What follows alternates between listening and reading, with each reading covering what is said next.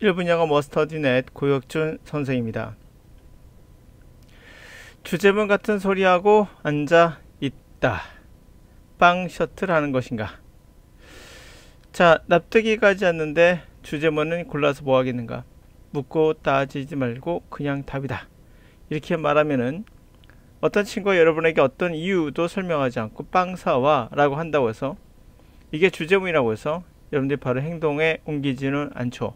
우리 인간은 기본적으로 납득이 돼야 움직일 수 있는 겁니다.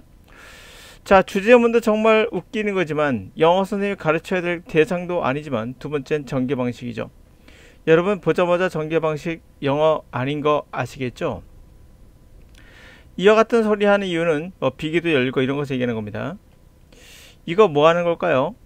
영어 하고 있는 거 분명 아닙니다. 그들은 영어 선생님이 아닌 것을 스스로 자인한 거예요.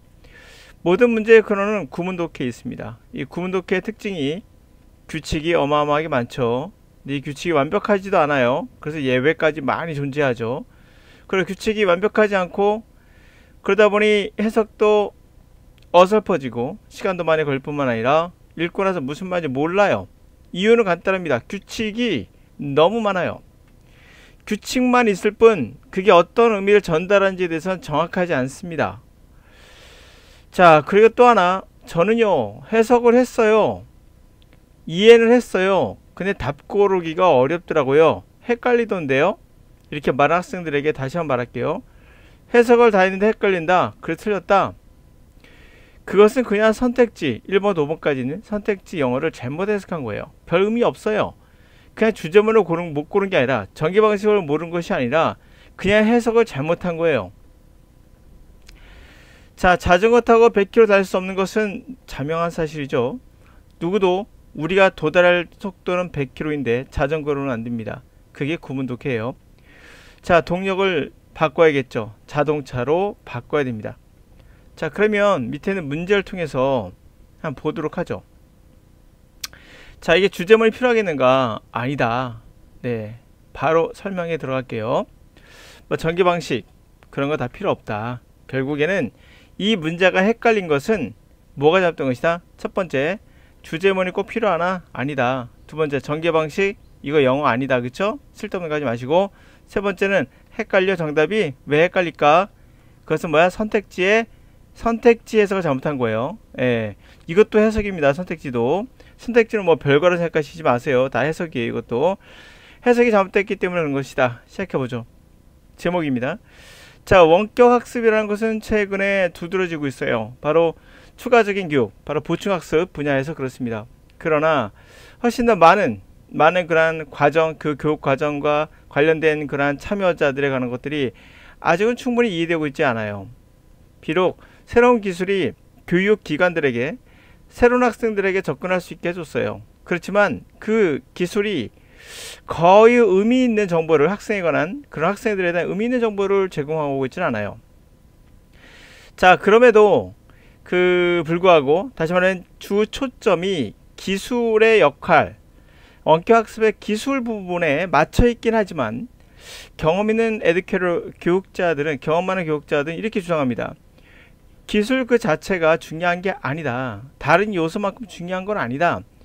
대신에 그들이 학습자의 모티베이션, 동기 유발, 선생님의 반응, 그리고 학습 자료에 대한 접근성, 이러한 것들이 더 중요한 것이다. 원거리 학습 상황에서 더 중요한 것이다 라고 말하고 있다. 전체 내용이 어떤 내용인지 아시겠죠? 원격 학습에서의 어떠한 요소들 얘기하고 있어요.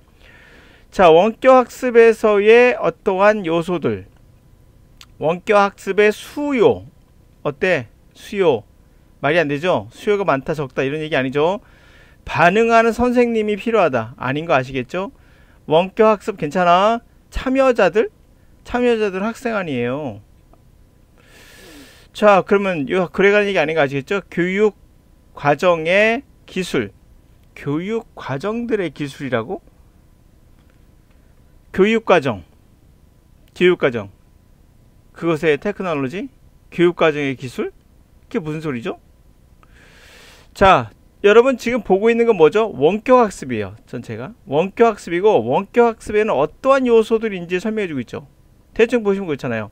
어떤 요소가 있고, 그리고 어떤 요소가 있고, 또 기술적인 부분도 있고. 그렇지만 선생님들은 그거보다 원격학습에서 정말 중요한 것은 선생님의 반응, 학생들의 동기, 그리고 학습 자료에 대한 접근성, 이런 것들도 중요하다. 훨씬 더 중요하다 라고 말하면서 원격학습에서 필요한 것들을 쭉 얘기해주고 있죠. 학생들에 대한 정보, 배우는 학생들이 도대체 누구야? 그런 정보, 기타 등등등, 이런 거를 다 담고 있다라는 거겠죠. 자, 그러면 정답은 1번인 거죠. 자, 여기에서 만약 헷갈렸다면은 여러분들에게 4번이라고 봅시다. 이것도 5대학교 말했던 걸로 기억합니다. 원거리 학습은 괜찮아요. 원격 학습은 다 괜찮아요. 세 가지 둘 다 괜찮은데 수요는 아닌 거 반드시 알았을 거예요. 원격 학습의 참여자들이란 말은 누가 봐도 아니죠. 예, 학교 선생님하고, 아니 강사하고, 그 다음에 학생들이 참여하는 사람이겠지만 전체 내용이 그 사람들에 관한 이야기가 아니라 원격 학습의 기술적인 부분, 그리고 어떤 부분, 부족한 부분, 그러한 부분들을 잘 설명하고 있잖아요. 누가 봐도 팩터죠. 그에 들어가는 요소들, 그렇죠? 학생, 강사, 학습 자료, 기술, 기타 등등등. 됐습니까? 선생님 반응성 등등등등. 됐나요? 자, 이게 헷갈릴 염려가 없다는 것을 다시 한번 제가 강조하는 건, 참여자들은 학생하고 강사, 어때? 아닌 거 알겠죠? 수요들, 얼마큼 사람들이 원하고 있는가? 아닌 거 아시겠죠? 공급에 문제가 있나? 아닌 거 아시겠죠? 교육과정, 초중고 교육과정이에요? 이게 지금 이야기가 아니죠. 그냥 선택지를 해석 못한 거예요.